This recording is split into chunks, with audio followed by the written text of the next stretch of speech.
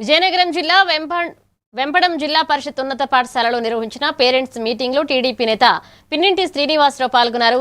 పిల్లల భవిష్యత్ కోసం తల్లిదండ్రులు, ఉపాధ్యాయులు, ప్రజాప్రతినిధులు కలిసి పనిచేయాలని పిలుపునిచ్చారు. సీఎం చంద్రబాబు నాయకత్వంలో ప్రభుత్వం విద్యకు అత్యంత ప్రాధాన్యం ఇస్తోందన్నారు. పాఠశాలల్లో మౌలిక వసతులు, విద్యార్థుల హాజరు, నాణ్యమైన విద్యపై అందరూ దృష్టి సారించాలన్నారు. ప్రభుత్వం లోకేష్ గారు విద్యాశాఖ మంత్రి అయిన తర్వాత ప్రతి సంవత్సరం 2 మెగా పేరెంట్స్ మీటింగ్ అని పెట్టి పేరెంట్స్ని, విద్యార్థుల్ని, టీచర్స్ని 25 మంది రావాలి. మనం 120 మంది రావాలా అని తక్కువ, అందరూ కలిసి ఉంటూ 40 మంది 50 మంది ఉన్నాం. అంటే ఇక్కడ మనకి ఇంట్రెస్ట్ తగ్గిందా, లేకపోతే ఇంకేమైనా భావనలు ఉన్నాయా? మీకు కబురు అందలేదా? బ్రహ్మాండమైన రిజల్ట్ ఉంది, బ్రహ్మాండమైన స్కూళ్ళు యూనిఫామ్ ఇచ్చారు, షూస్ ఇచ్చారు, బ్రహ్మాండమైన మధ్యాహ్న భోజనం.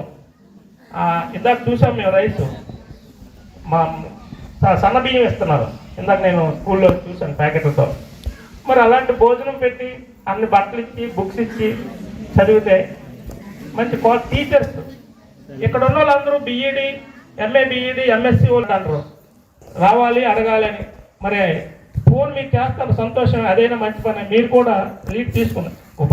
వీళ్ళు అడిగే టైం అయిపోయి మీరు కూడా SMC chairman, vice chairman Rajani గారు, మీరు ఎప్పుడైనా వచ్చారా స్కూల్కి? వచ్చి చైర్మన్, వైస్ చైర్మన్ మెంబర్స్ ఎందుకు